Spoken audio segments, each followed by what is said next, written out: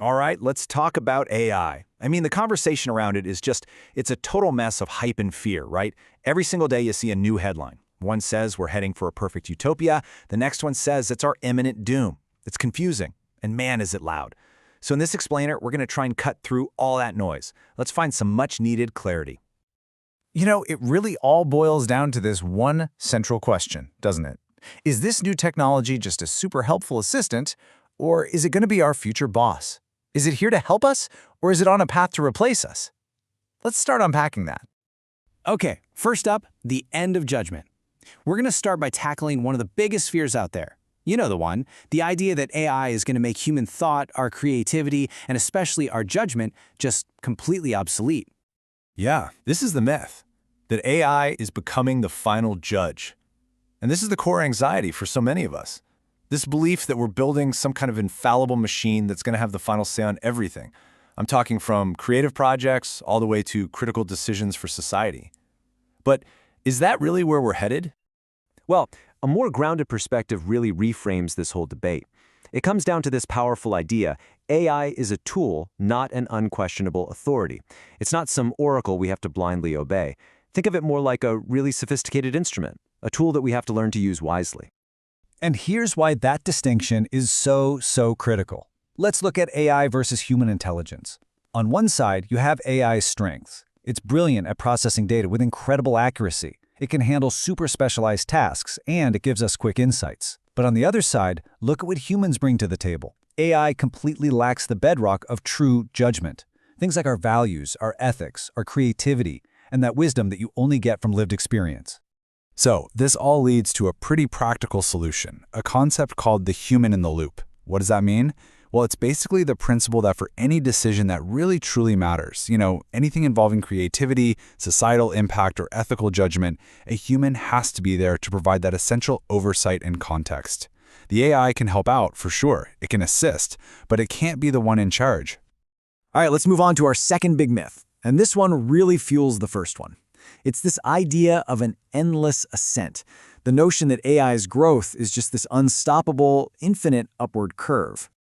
I mean, we see these dramatic leaps in what AI can do, and it's natural to just assume that this explosive, exponential growth is just going to continue forever. Like, there's no ceiling, right?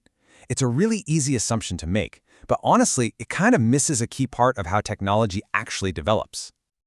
But in reality, technological progress, well, it often looks a lot more like this chart. You get these massive initial leaps, and they feel huge because we're going from zero to something. But over time, that explosive progress tends to plateau a bit. The focus starts to shift away from giant, earth-shattering breakthroughs to more subtle, nuanced refinements. The curve starts to slow down, even as it keeps rising. So what does this mean? It means that as AI starts to become just a normal part of our lives, the game itself actually changes.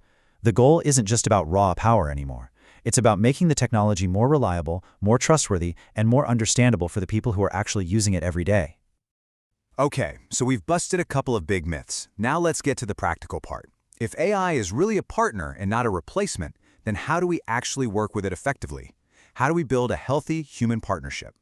So how do we do that? It really comes down to building a few healthy AI habits. Step 1. Use AI to get quick insights. Treat it as a starting point, a jumping-off point for your own thinking. Step 2.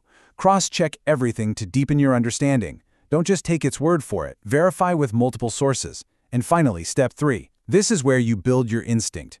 Through this process, you start to learn when to trust the AI, when you really need to verify, and when you just need to get curious and dig a little deeper yourself. And this really brings us right back to the core idea we've been talking about. This quote just sums it up perfectly.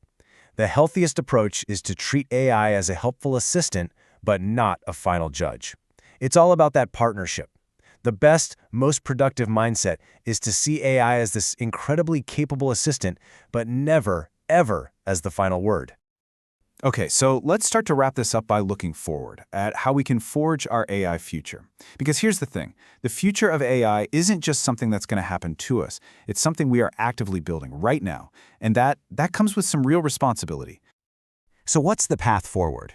Well, first, human collaboration will always be key. That's non-negotiable. Second, our education systems absolutely have to evolve alongside AI. We need to teach these new skills of critical thinking and verification.